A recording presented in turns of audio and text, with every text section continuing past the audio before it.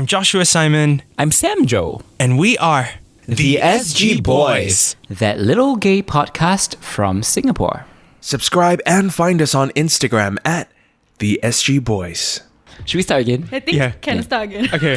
Okay, the last time I was here with Josh, just me and Josh, we started again like 5 times. Like, he ran into my knife 5 times. Like, it was. But I think we yielded not a bad episode. Yeah. It was really nice. Which Kennedy really loves.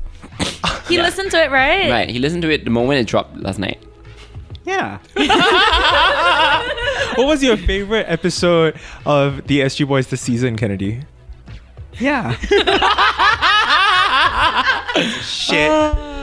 But yes, it's all 4 of us here in the room. Should we roll call? Apart from Sam, Joe, and I, we have Rachel. Forbes 30 under 30. Woo! Honouree, no Yeah. less. Not just a nominee, she actually was in Forbes. Congratulations, Rachel, by the way. Hi, Congratulations, hi, Sam. Rachel. You've been so busy since your success, like, you know, your meteoric rise to fame, and we haven't seen you. Yeah. But you are actually a rare Pokemon now. Even rarer is Hi, my name's Kennedy and I'm a layperson.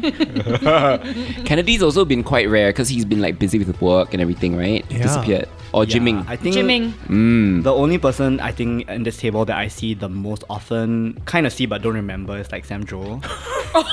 Because usually it's like we're drinking and then like I see him and I see his performances.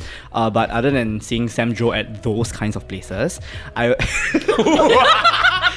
So disapproving. JK. No, I am very much part of those places. Like other than seeing Sam Joe's at bars and clubs and his amazing performances, I also go over to Joshua Simon's place sometimes to have a catch up. Hook up. Walao. Noise. Yeah, actually that's the reason why I left the SG Boys. No, we all wanted the truth. Now this is the truth. no, scratch that. It's just a swim. Yeah, we just go there and swim. They got and then wet together. He'll tell me all his life's problems and I'll give him armchair psychology advice. He's actually quite brilliant. I think you should like be a therapist. Oh, no. I got no qualification, so I can be those hack jobs. Life coach. Life coach. We literally talked about this in the previous episode because we're having a bit of like Heart to mutual heart, therapy yeah. moment. Like, you know, sometimes it just helps to just talk through your problems. Okay, I'll go and listen to the episode. Thank you. Okay, well, I like that we're able to at least come together. How has Kennedy been? I've been okay. Since the last time we heard you on this podcast. When was that? More than I a think year October ago. last year. Oh, October last year? Yeah. Yeah. Oh, it's okay. So it's been like 1 year, 2 months. Yeah, how has your year been, 2023? Metamorphosis, I think that was the episode name. Yes. Our last episode with Samjoy and I, we discussed comebacks, right? So both Samjoy and I had a pretty rough year when we were reflecting on the year that we've had. But then we were leaning towards making a comeback. And it's very meta because we're talking about the podcast, we're talking about our lives, and also a lot of divas all have had these major comebacks. And I'm curious how you would apply that comeback philosophy to the year that you've had. This is something that shocked me this year. I no longer believe in comebacks. Ooh. And why is that? After the breakup in March, I think the biggest feeling that I felt was anger. It wasn't the end of the relationship that made me angry. It is actually a lot of latent anger that I've held over many, many years since I was a child. I'm going to show everyone that I'm capable, I can get good grades. I'm going to be the best musician in my school. So even if you don't accept me, I'm talented. So I'm smart, I'm going to get a good job. I am attractive, I am lovable. And how do I do that? I engage in a lot of casual sex, and despite that, I have a very long-term boyfriend. And these are things that I looked at as metrics. I thought that if I had all of these things, I would be super happy and I would feel very, very good about myself. Mm-hmm. When the relationship ended in March, and I was the one who ended the relationship, I realized that these things did not make me as happy as I thought I'd be. Yeah, sure, there were happy moments, but I think it really forced me to confront why is you not over the anger that you've held since you were a child. I always compared myself to other people, especially when I left junior college and I could start drinking and going clubbing and going to bars. Oh wow, I'm attractive. People want to talk to me. All I have to do is keep improving my looks, keep maintaining my body, have a certain persona online that is very triumphant. Obviously, if you go back to like interviews I've done or like episodes that I've recorded with you guys, that's always been like a narrative that I try very hard to push out there. That contributed to the reason why I left, even if I didn't know that was the reason why I left, because it did feel like at times I really feel very shitty about myself. I was forcing myself to be like, no, Kennedy, you're happy. You won. You have everything you ever wanted. You had your comeback. Because the foundation is so weak, you take out one thing, the relationship, and then everything just comes crumbling down. So these days, I try not to be so much of like, oh, I'm going to get the revenge body. I'm going to have the wonderful life where I'm going to travel a lot. Like, yeah, I've been working out. Yeah, I've been traveling a lot. But I try not to make it so competitive in that sense. The term comeback, that's something that I know, like, in my mind, what it means. And I know, like, oh, I overcame it. You know, what will you tell your younger self and things like that. It's just that I realized that for me, it was a coping mechanism for a very, very long time that did not work for me anymore. It's almost like all these metrics that you talked about, right? So-called metrics that you're trying to hit. And correct me if I'm wrong, but it seems to me that you were doing all of these almost in like a performative way. So it was like for other people to see. Now it seems like, okay, you've had a shift in terms of your perspective and you're going like, hey, now actually I'm just doing these things for myself. And like, I don't care if you regard me as successful, as attractive or whatever, but if me going to the gym makes me feel good, makes me feel healthy, partying less, I don't know, is that what you're doing? Well, among other things. I think statistically, obviously I'm not partying less. I've seen you, you've seen me. Okay, yeah. And sometimes you remember, sometimes we don't. Yeah. But you've been a lot more well-behaved, I must say. Once in a while, I try to take breaks. Like in September, I did not drink at all. I was very happy with myself about that. And I felt that 1 month of not drinking gave me the headspace to really think about a lot of things and really work on my emotional development. Yes, it used to be very performative, and I'll take it a step further. It used to be really outsourcing the validation to other people. Not gonna lie, it did work, especially when I was younger. It really did work, especially when you're 19, you know, nobody's seen you before. You know, you're young, you're slim, you're Chinese. It worked for a while, and then when it didn't work, I never realized it was not working anymore. When you say work, as in to what end? It did not make me feel good anymore. It did not make me happy.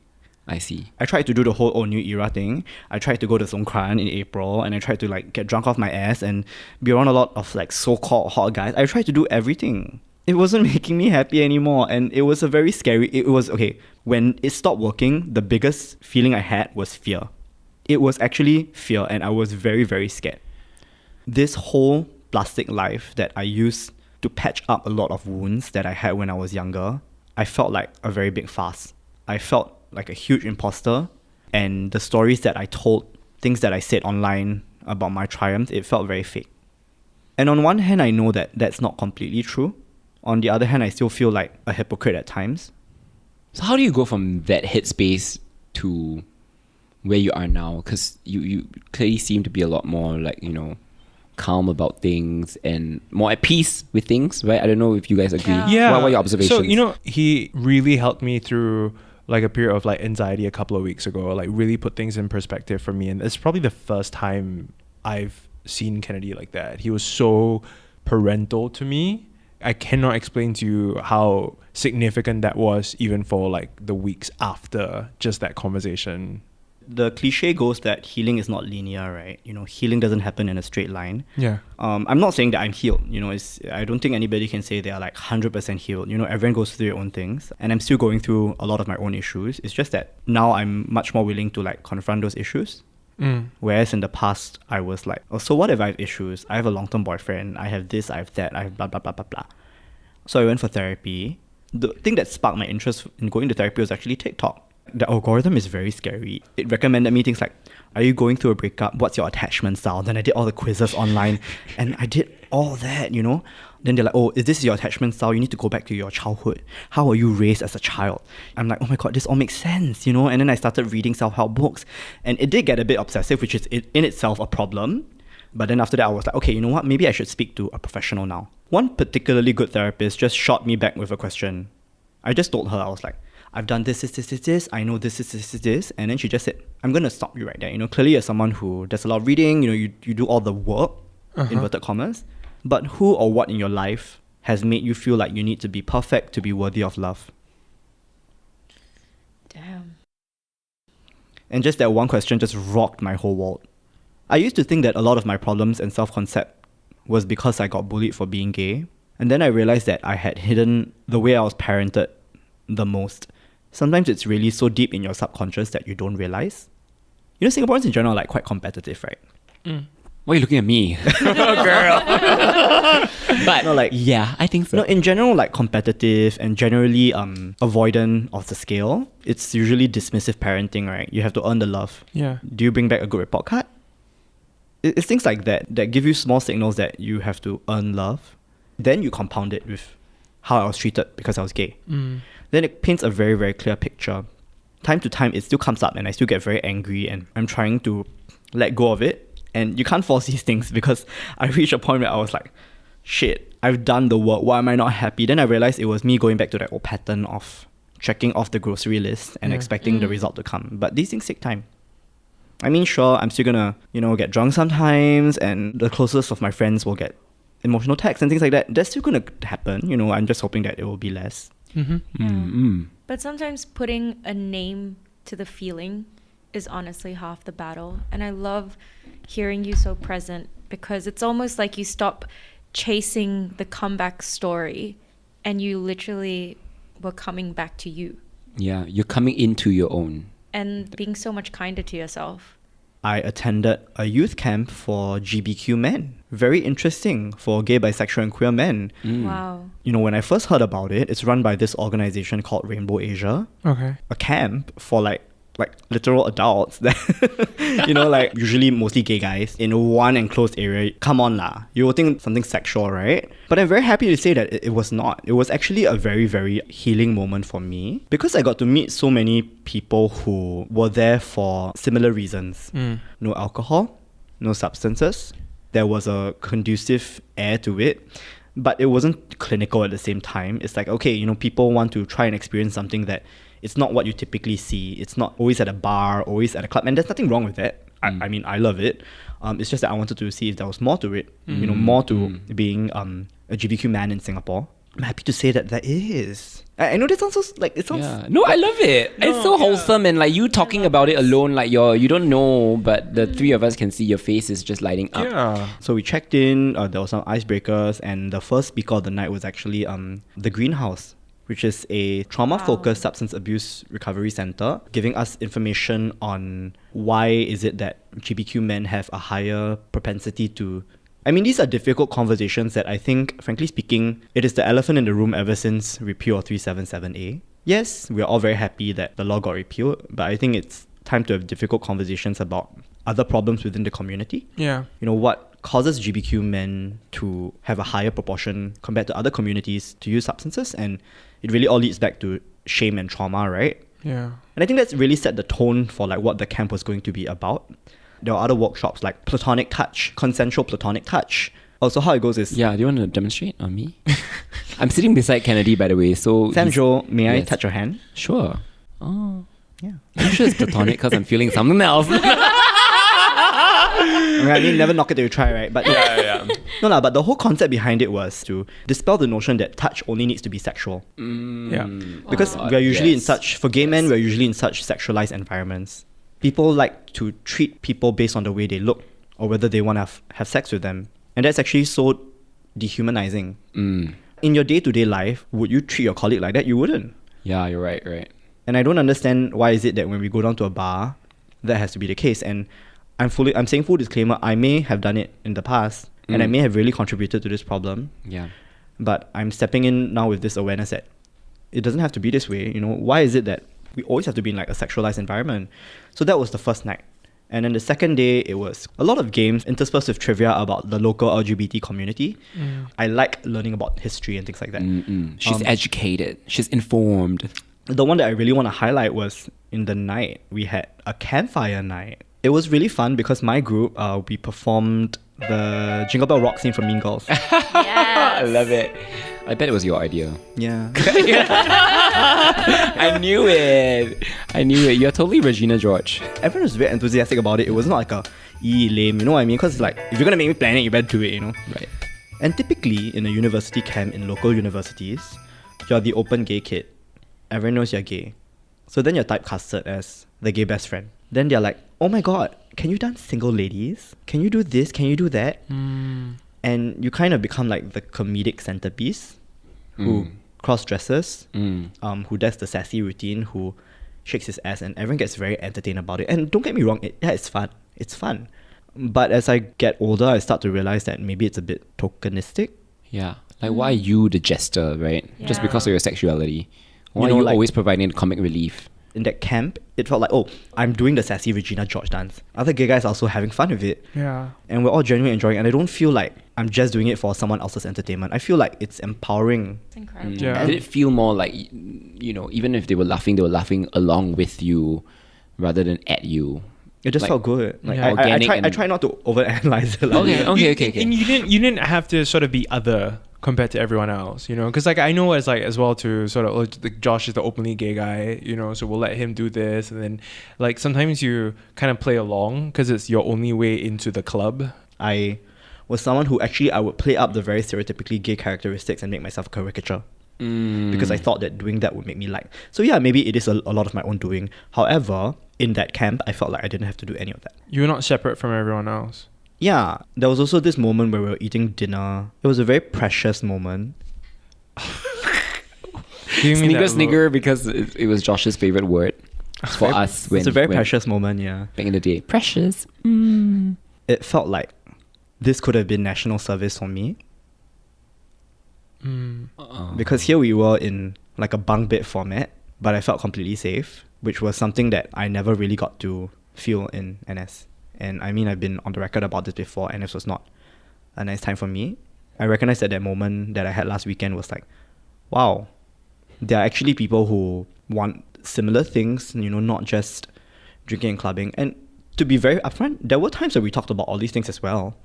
It's just that depending on who you're with, that can be the only thing. And it felt like it was making my world really small, especially this year when I was not in good personal circumstances. The small world was not making me feel better. It was very scary. I couldn't do anything else to make me feel better. And going to this camp made me feel like that's really not true. Can I say something?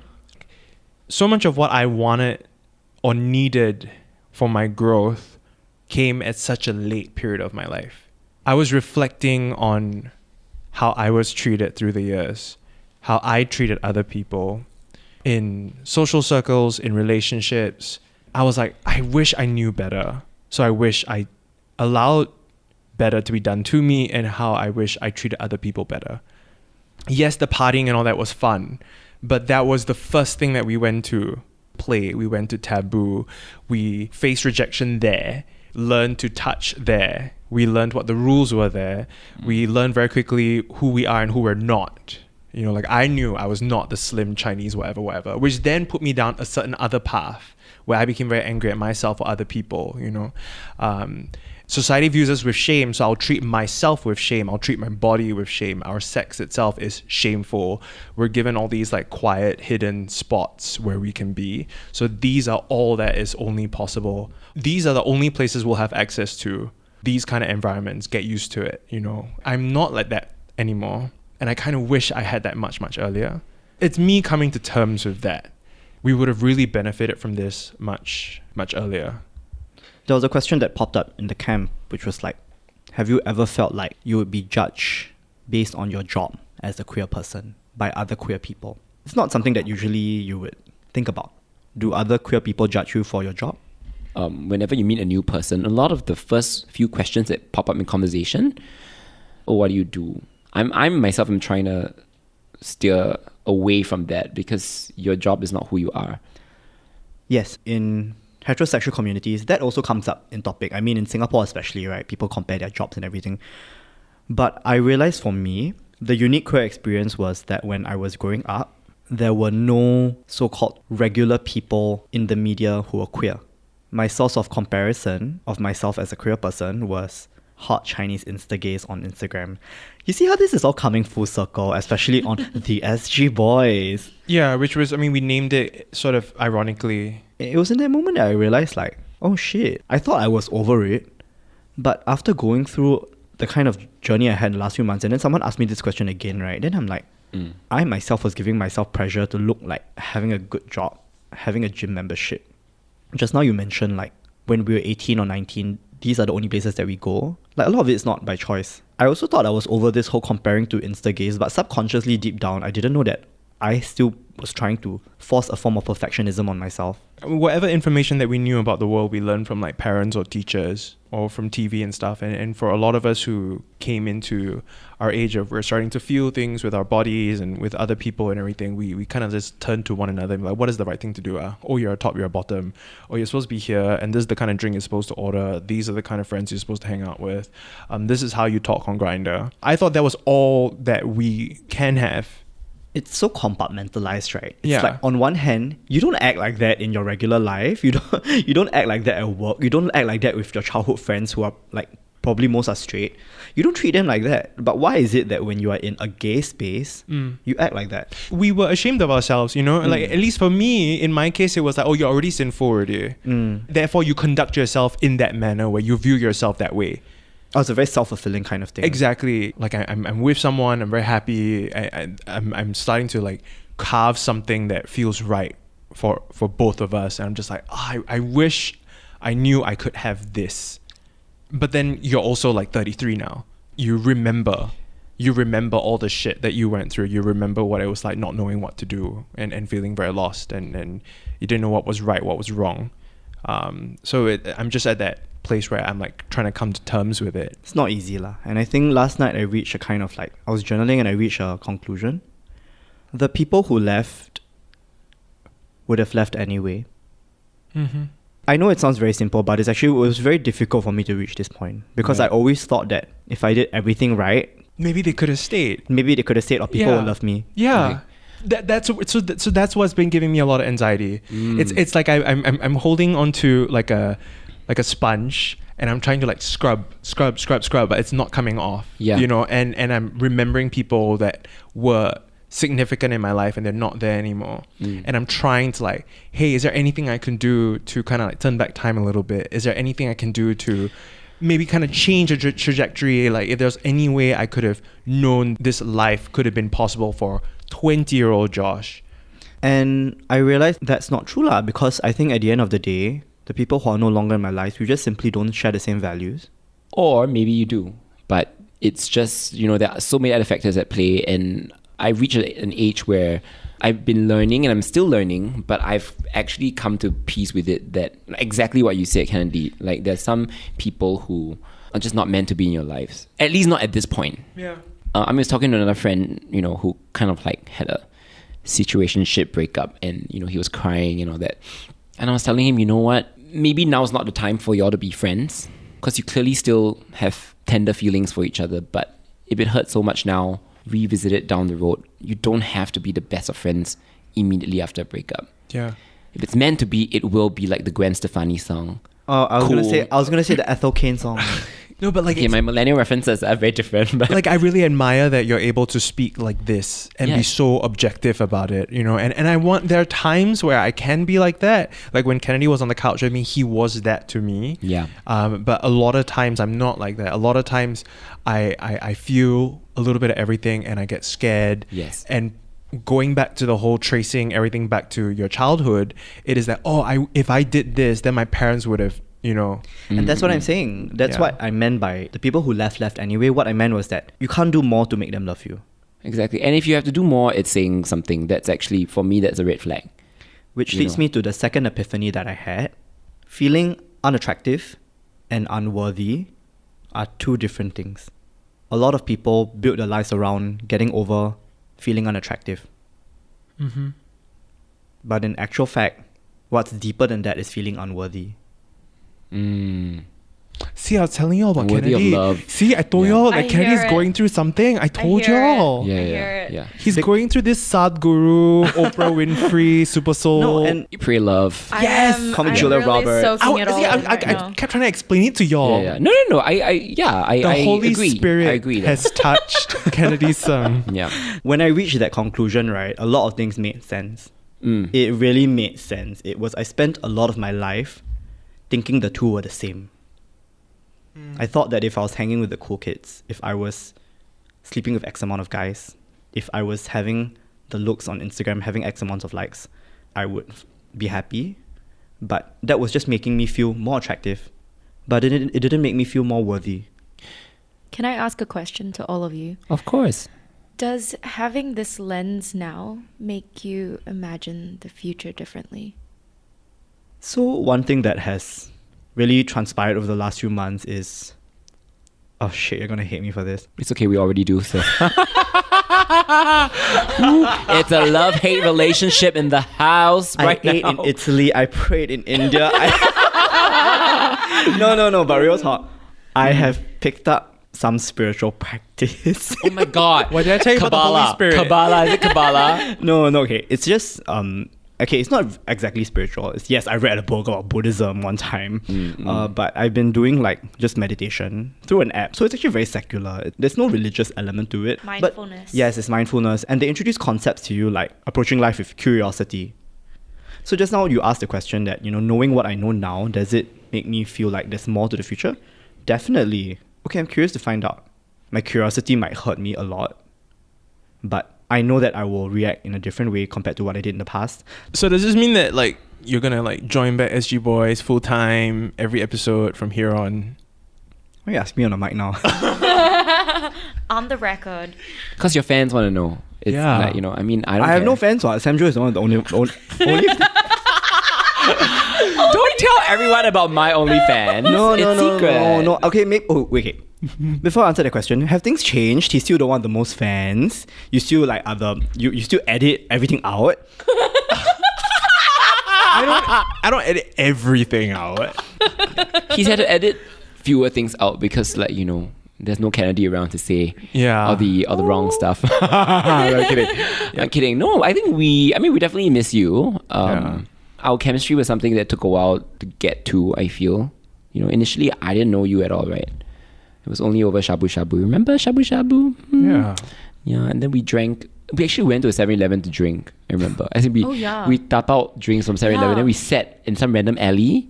You went around and your question was like, oh, what's everyone's favorite Mariah Carey album? Yeah, we were sitting around LaSalle area. Like, had we known then that we were trying to like do something that we needed. It's You know what? It's been 3 years actually. 2020, that was our first episode. So, Shit. hey.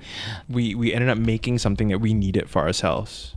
This podcast, right? Because so much has also happened from that first Break the Ice episode with who Kennedy was then and who Sam Jo was then and where I was as well. I think it's very nice to come back because as much as I've said that I've tried to be more intentional in the last few months, you bringing it up also made me realize that even if I was so-called unintentional, there were many great moments. Yeah. And that's another reason why you shouldn't be so hard on yourself. You're going to create great moments no matter what lah. It's, sometimes you can have intention, sometimes you don't need to have intention. It's not that serious. But you can still have great times. And I had a great time. Yeah. And I feel like Rachel hasn't spoken much. It's almost like we just got her on for a 30 under 30 Forbes cameo so that we can boost our ratings. And then SEO. We'll leave the question hanging on whether or not Kennedy will continue with us in the future, but I think we'll now sort of divert the attention to Rachel, our momager, who is now Forbes 30 under 30 because of managing the SG Boys, which clearly opened many doors for her. It's only the SG Boys. Only and nothing else, right? Yeah. With a few words, how has your year been? My year.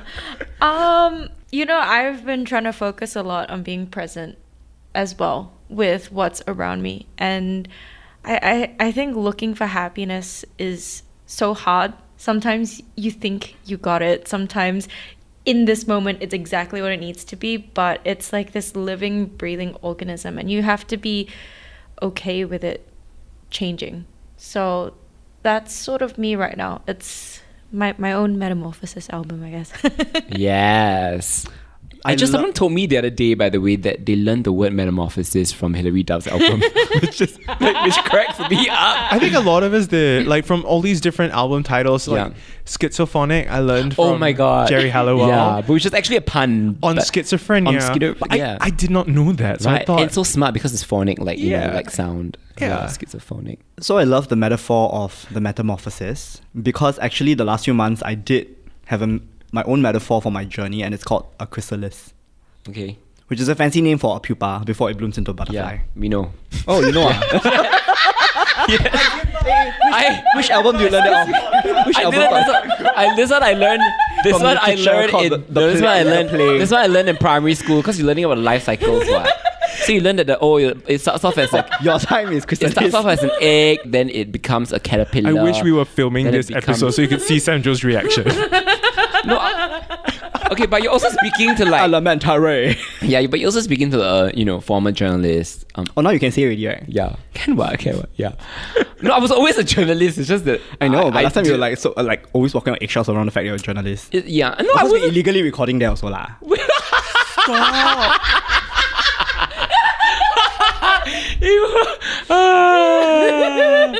Yeah, Josh had to smuggle us in.